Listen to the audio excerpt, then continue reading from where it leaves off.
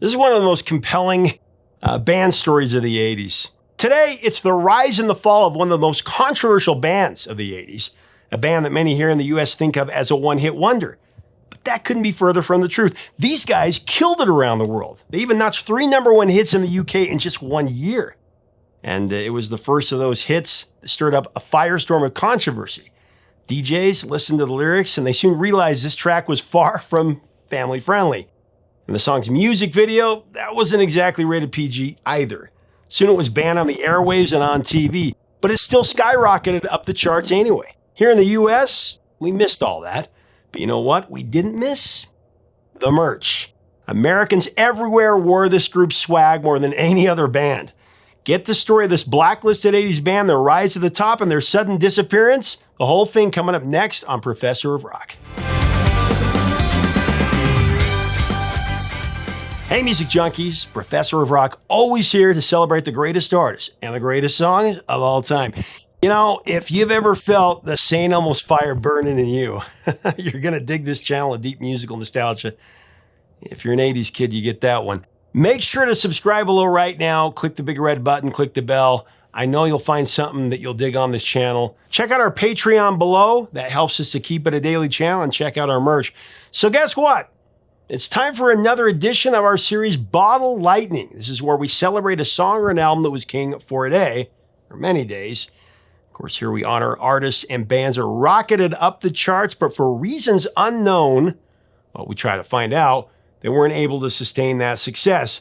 Called by some as one-hit wonders, we celebrate them instead as lightning in a bottle. For today's installment, we're featuring a band that really only had one hit here in America. But to call them a one-hit wonder, that would be a mistake in my mind. They had 3 chart-topping hits in 1 year, 1984 in the UK, as well as a #2 and a #4, and plenty more success around the world. So we're looking at this one as more of a Bottled Lightning moment in the 80s. The band I'm talking about, it's Frankie Goes to Hollywood, who taught the whole world to relax.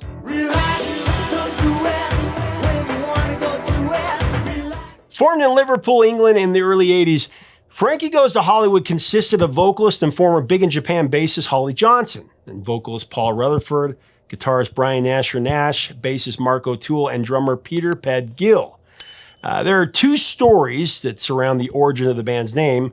One states that the band named themselves after a magazine article talking about Frank Sinatra's desire to appear in films, while another claims that the Frankie name came from a Liverpool newspaper headline about a singer/actor, Frankie Yvonne. Either way, the moniker would prove to be unforgettable. Frankie Goes to Hollywood. It would take about 2 years after forming before Frankie really started making commercial headway, though. The breakthrough moment came when they appeared on the popular British TV program The Tube. This happened in '83, giving a leather-clad performance of Frankie's soon-to-be signature track, Relax.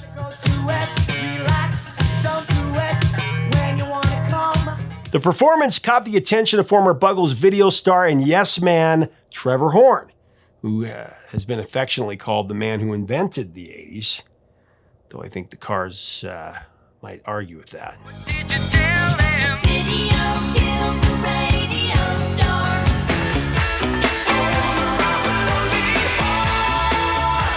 Seeing Frankie do their thing, that piqued Horn's interest, and he decided to offer them a place on his new record label, Zang Tom Toom, otherwise known as ZTT Records. However, the terms of the deal, according to Nash, were actually really risky, if not outright awful. The initial agreement called for Frankie to record a solitary single, Relax, which, if it proved successful, could lead to future collaborations. However, said Nash, if it flopped, Frankie Goes to Hollywood could be dropped from ZTT, who could then lay claim to the rest of their catalog. Big risk. Plus, the money was pretty bad, and other raw details like receiving no publishing rights should have been deal breakers for anybody else. But they were so sure that Horn would help them go big, they signed the deal.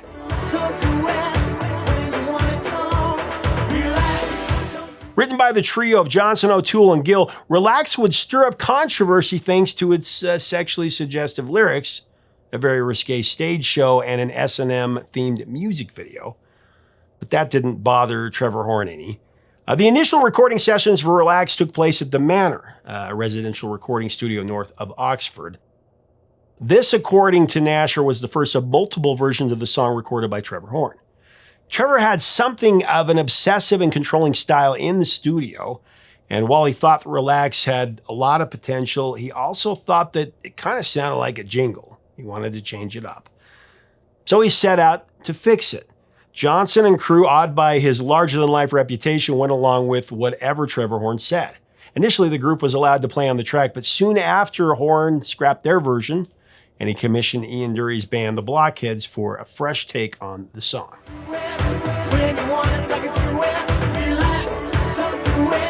And then after that, a team of session musicians, including Andy Richards and J.J. Jexelik, did another take.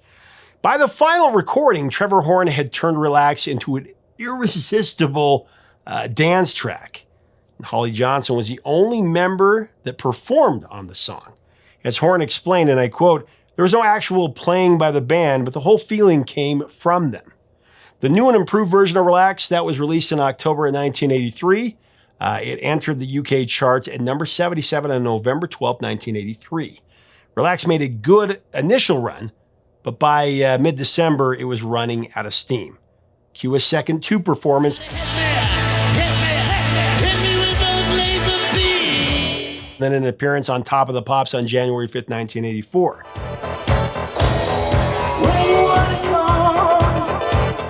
Going into Top of the Pops, Relax had rebounded to number 35, but afterwards the song, that jumped to number 6. And then on January 11th, the song received an unexpected boost courtesy of BBC Radio 1 DJ Mike Reed, who lifted the needle off the spinning record in the middle of broadcasting the song. Reed then announced on air that he was banning the song because of its explicit lyrics, which that turned everything around. Behind the scenes, the BBC had also been planning to ban the single, and they did so soon afterward. But this only made people want to hear for themselves why it was banned. That's what always happens, right? Subsequently, record stores couldn't keep up with the demand. This was a blessing in disguise. It was the classic public response. You saw it, all through the 80s with the satanic panic and overreach of the PMRC. Stories for another day, but banning of a song created an air of mystery about it. Sales go up.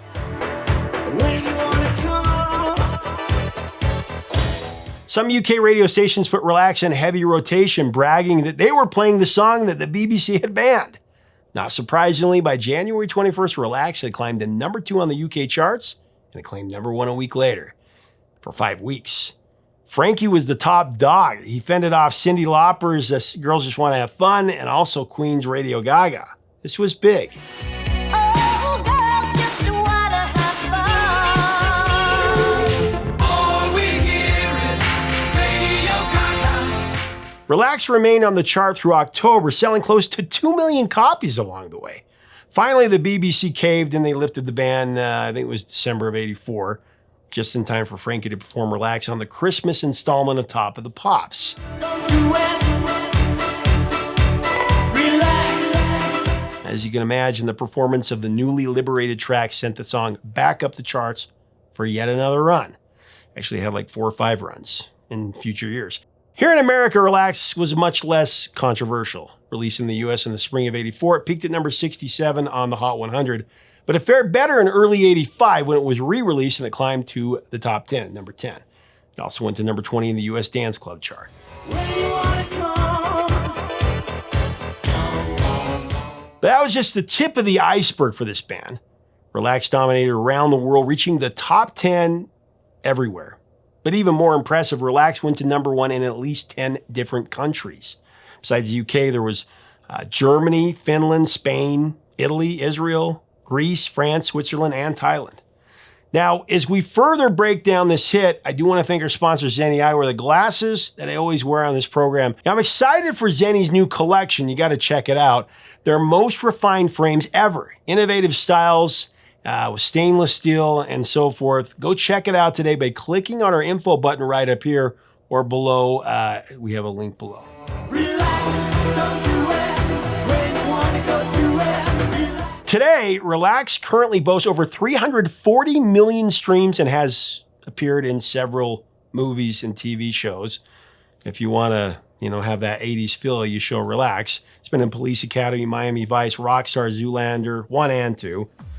Let this wonderful 80s classic soothe you.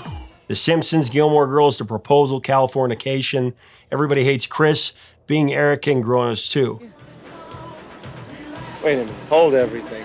That's a wig, isn't it? We blew off steam by dancing the nights away with a few close friends.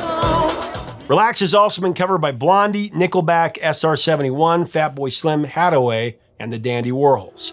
When you wanna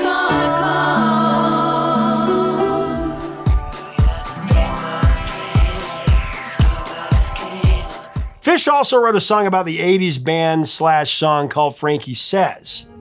Around somehow, relax. Now, speaking of Frankie Says, or Frankie Say, along with the release of Relax, Frankie Goes to Hollywood launched a brilliant marketing campaign spearheaded by ZTT co-founder Paul Morley. They cleverly utilized single-word Frankie Say slogans on t-shirts and everywhere else. The Frankie Goes to Hollywood brand became a massive sensation the world over. Incidentally, the shirt has made a few pop culture cameos as well. It was in The Wedding Singer, and it was on the TV series Friends, the latter of which has a spiteful Ross taking back his prized possession, a Frankie shirt from his ex, Rachel. Although the shirt hasn't fit him since he was a teenager, he knows that Rachel loves it. Putting on the way too tight t-shirt, he declares, "I'm going to take the rest of my stuff and relax in my favorite shirt." The rest of my stuff and relax. Okay, moving on from Relax, there are a few more songs and an album that helped put Frankie Goes to Hollywood on the map further. Frankie released their first actual album, Welcome to the Pleasure Dome, in October of 1984, although the record only reached number 33 on the Billboard 200 here in America. It went top 10 throughout Europe and other parts of the world.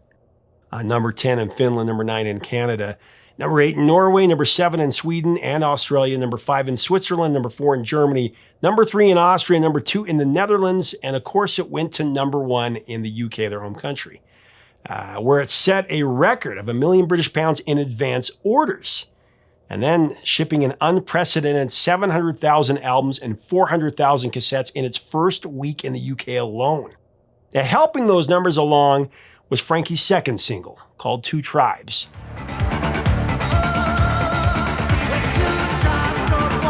This previously had been released in the summer of '84. Inspired by a line from Mad Max 2, like Relax, Two Tribes wasn't a new song for the band. Frankie had already performed an early version of it on the John Peel radio show back in October of '82. Telling you, a highly dramatic song that's built around an infectious riff. Two Tribes played on the fears of an escalating Cold War between the Americans and the Soviets, of course.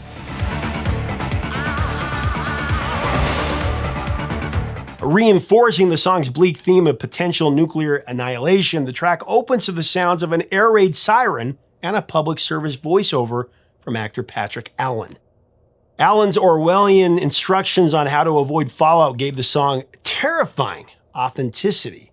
Remember, as a kid, it scared the hell out of me. This is the sound.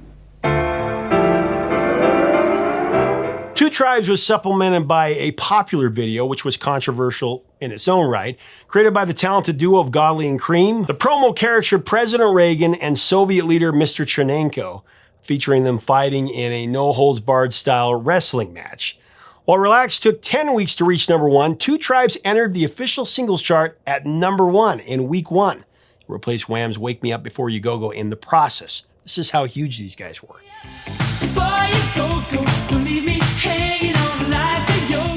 Two Tribes went gold within a week of its release, and there were ripple effects as its popularity renewed interest in Relax. The former number 1 re-entered the charts and climbed to number 2, and for a short 2 weeks, Frankie held the nation's top 2 single slots, something only the Beatles and John Lennon had ever accomplished.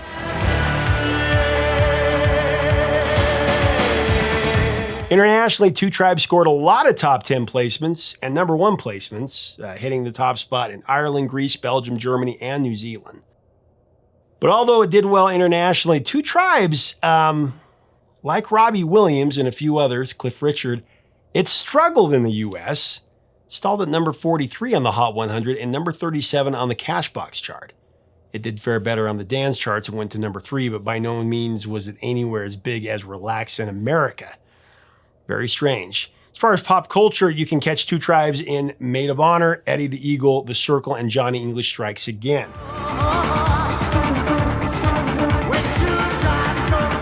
But as if two #1 UK singles weren't enough, Frankie Goes to Hollywood would mount two more runs to the top from Welcome to the Pleasure Dome. Released in November 1984, their third single, The Power of Love, also hit #1 in the UK, making Frankie the first act to have their first 3 releases all reach #1 on the official singles chart since Jerry and the Pacemakers did it in 1963. Not even the Beatles did that. It's pretty crazy.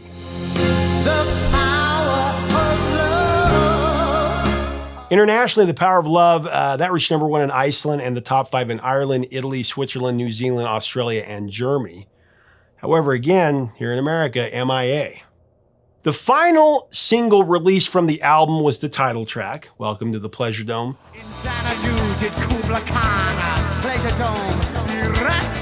This one fell off in the UK. Not by much, though. It landed at #2. It also scored top 10 honors in New Zealand, Iceland, and Germany. But like the 2 singles before it, once again, it failed to make mainstream headway in the US. It topped out at like number 48 here in the US.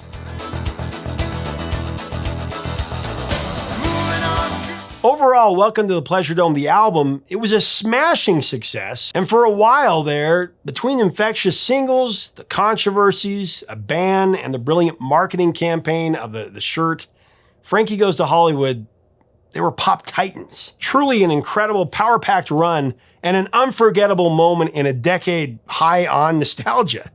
Unfortunately, Frankie's debut would prove to be their high water mark. They were unable to replicate its massive success with their sophomore record, Liverpool. You know, the one thing that Frankie really hadn't done with Pleasure Dome was conquer America.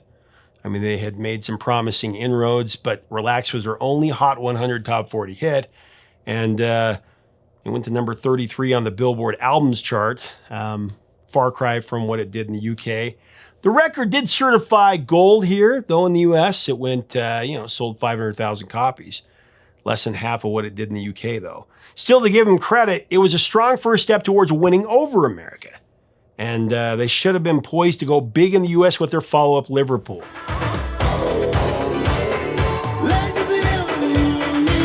So, what happened? Well, apparently Liverpool cost a small fortune to make.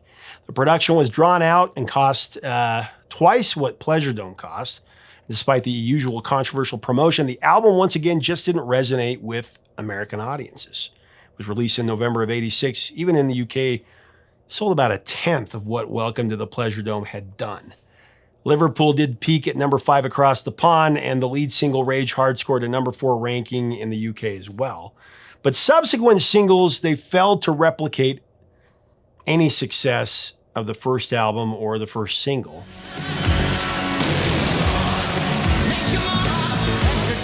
Here in the US, Frankie cemented their so-called one-hit wonder status by failing to score even one charting single.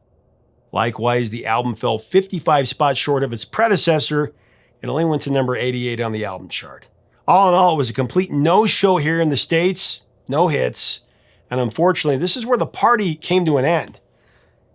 Maybe the fastest rise and fall in Bottled Lightning history. 3 #1 hits in 1 year, and then they were just gone. So here's what happened. It was a legal battle over the distribution of royalties that tore the band apart in the midst of their popularity. And within a year of releasing Liverpool, Holly Johnson and Paul Rutherford quit the band. As a result, Frankie disappeared from the scene about as quickly as they had conquered it. The 3 remaining members, Brian Nash, Mark O'Toole, and Peter Gilk, attempted to continue with a new vocalist, a guy named Grant Bolt. However, Johnson blocked them from using the Frankie Goes to Hollywood name, so what was the point? The remaining members formed the Lads, but their attempts to record, it came to nothing. Then there was the legal battle between Holly Johnson and his former record company ZTT in the late 80s. Remember how I mentioned their contract was pretty crappy? Well, things got a whole lot better for Holly, who won both his artistic freedom and a substantial payout, I might add. The decision also allowed him to release a solo album on MCA that same year entitled Blast. Later, 1994 saw the release of the greatest hits of Frankie Goes to Hollywood, which must have really puzzled American audiences because they didn't really have any hits here. Also in 1994, Johnson released his highly acclaimed autobiography, A Bone in My Flute. Yeah. Through the years, Johnson has enjoyed a moderately successful solo career, and there have been a handful of brief Frankie reunions, including a 2023 one-off, one-song performance.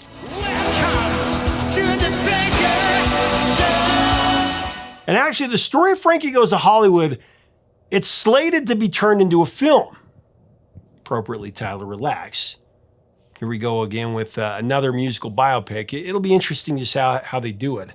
I hope they show all the rise and the fall really well. But for many in the American audience, Frankie seemed like a flash in the pan, a one-hit wonder with a catchy marketing campaign.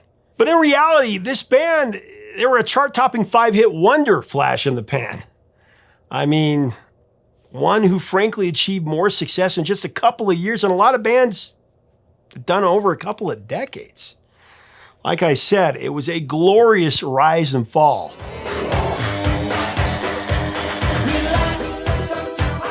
This was a song that I sang all the time when I was a little kid. I even had the t-shirt. It was a trade I made with a friend from school. I gave him a Cal Ripken Jr. rookie card and a Quiet Riot vinyl for the shirt.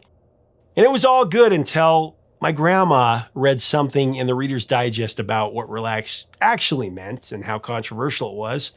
She passed that on to my mom, unfortunately. And for some reason, I never could locate my Frankie t-shirt after that. But the good thing about growing up and making your own money, you can buy all the cool things you had or wanted as a kid. And Frankie Say Relax, it's a must for any true 80s kid.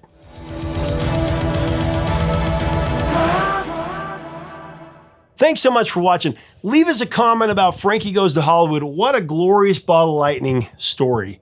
What are your memories of this band, their hit songs? Did you have the shirt?